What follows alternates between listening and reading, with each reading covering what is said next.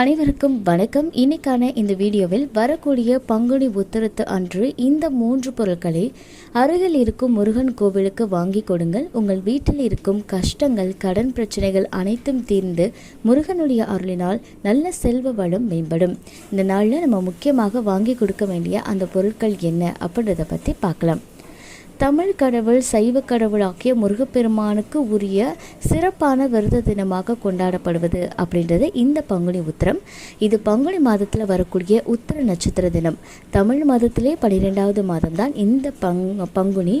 இந்த பங்குனி பார்த்திங்க அப்படின்னா ரொம்ப சிறப்பான ஆன்மீக மாதம் அப்படின்னு சொல்லலாம். அதே மாதிரி நட்சத்திரங்களில் 12வது நட்சத்திரம் தான் உத்திரம். ஸோ இது ரெண்டும் சேர்ந்து வரக்கூடிய அற்புதமான தினம் தான் இந்த பங்குனி உத்திரம். இந்த வருடம் பார்த்திங்க அப்படின்னா சந்திர கிரகணமும் சேர்ந்து வருகிறது, பௌர்ணமி திதியும் இருக்குது. ஸோ ரொம்ப சிறப்பு வாய்ந்த ஒன்று. பொதுவாகவே இந்த நாள் பார்த்திங்க அப்படின்னா பார்வதியை பரமேஸ்வரன் மணந்ததாகவும், ராமன் சீத்தையை கரம் பிடித்ததாகவும், முருகன் தெய்வானையை கரம் பிடித்ததாகவும், ஸ்ரீரங்கநாதர் ஆண்டாள் இவங்களுடைய தெய்வ திருமணங்கள் எல்லாமே நடந்தது இந்த பங்குனி உத்திரத்தன்று அப்படின்னு சொல்லுவாங்க. அதனால தான் இதை திருமண விரதம் அப்படின்னும் கல்யாண விரதம் அப்படின்னு சொல்லுவாங்க. ஸோ நீங்கள் திருமணம் ஆகாமல் இருக்கீங்க, திருமணத்தில் நிறைய தடைகள் வந்துக்கிட்டே இருக்குது அப்படின்னா இந்த மாதிரி இருக்கக்கூடிய நாளில் திருக்கல்யாணங்கள் நடைபெறும். அப்போ நீங்கள் போய் திருமணம் நடைபெறணும் அப்படின்னு மனதார அந்த நிகழ்ச்சியில் கலந்துக்கிட்டு வேண்டிட்டு வந்தீங்க அப்படின்னா நிச்சயமாக உங்களுக்கு திருமண யோகம் அப்படின்றது கண்டிப்பாக உங்களுக்கு நடைபெறும். அதே மாதிரி இன்றைக்கி பங்குனி உத்திரம் அப்படின்றதுனால பங்குனி உத்திரத்தன்னைக்கு முருகன் கோவில்களில் சிறப்பான வழிபாடுகள் இதெல்லாமே நடக்கும். அதில் நம்ம கலந்துக்கிறது அப்படின்றது ரொம்ப நல்லது. அதே மாதிரி நம்ம கலந்துக்க போகும்போது வெறும் கையோடு போகாமல் முருகனுக்கு இஷ்டமான இந்த 3 பொருட்களை நீங்கள் வாங்கி கொடுத்தீங்க அப்படின்னா ரொம்ப நல்லது. அன்னைக்கு முருகனுக்கு சிறப்பான அபிஷேகங்கள் எல்லாமே நடக்கும்.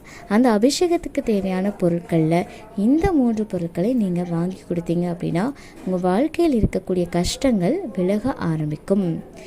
என்ன வாங்கி கொடுக்கணும் அப்படின்றத பற்றி பார்க்கலாம்.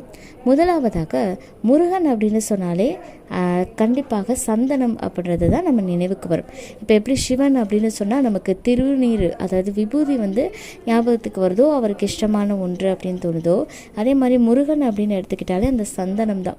ஸோ அப்படிப்பட்ட அந்த சந்தனத்தை நீங்கள் முருகனுடைய அபிஷேகத்துக்கு அந்த நாளில் வாங்கி கொடுத்தீங்க அப்படின்னா உங்கள் வாழ்க்கையில் இருக்கக்கூடிய கஷ்டங்கள் அனைத்தும் விலகி முன்னேற்றம் அப்படின்றது உங்களுக்கு நிச்சயமாக நடக்க ஆரம்பிக்கும்.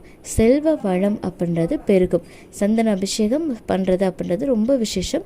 அதனால் அந்த சந்தனத்தை நீங்கள் சுத்தமான சந்தனமாக உங்களுக்கு நாட்டு மருந்து கடைகளில் கிடைக்கும், அதை வாங்கி கொடுக்கலாம். அடுத்ததாக பார்த்திங்க அப்படின்னா பன்னீர். ஸோ சந்தனம், பன்னீர்லாம் நம்ம கொடுக்கும்போது ஏதாவது தடைகள் நமக்கு இருக்குது அப்படின்னா அதெல்லாமே விலகி ஒரு நன்மை அப்படின்றது நமக்கு கிடைக்கும். பன்னீர் அபிஷேகத்துக்கு பன்னீர் வாங்கி கொடுங்க, நிறைய நன்மைகள் உங்களுக்கு தேடி வரும். அதே மாதிரி தேன், இந்த தேனில் பார்த்திங்கன்னா தேன் அபிஷேகம் பண்ணுறது ஒரு இனிமையான வாழ்க்கையை நமக்கு கொடுக்கும். அதே மாதிரி முருகனுக்கு பஞ்சாமிர்தத்தால் இன்றைக்கி அபிஷேகம் பண்ணுவாங்க. ஸோ அது செய்கிறதுக்கு தேன் பயன்படுத்துவாங்க. அந்த தேனை நம்ம இந்த நாளில் நீங்கள் அபிஷேகத்துக்கு வாங்கி கொடுக்கறது அப்படின்றது ரொம்ப நல்லது. ஸோ இந்த அற்புதமான அதிசக்தி வாய்ந்த நாளில் முருகனுக்கு மிகவும் பிடித்த இந்த 3 பொருட்களை நீங்கள் வாங்கி கொடுக்கும்போது முருகன் உங்களுக்கு பிடிச்ச, உங்களுக்கு வேண்டிய உங்கள் எல்லாத்தையுமே கொடுத்து உங்கள் வாழ்க்கையை எப்போவுமே சந்தோஷமாக வச்சுக்குவார். இந்த தகவல் உங்களுக்கு பயனுள்ளதாக இருக்குது அப்படின்னா மறக்காமல் உங்கள் நண்பர்கள் கூட பகிர்ந்துக்கோங்க. மேலும் இது போன்ற ஆன்மீக தகவல்களுக்கு என்னுடைய சேனலை நீங்கள் சப்ஸ்கிரைப் பண்ணிவிட்டு பக்கத்தில் இருக்கக்கூடிய பெல் ஐகானையும் ப்ரெஸ் பண்ணிக்கோங்க. நன்றி.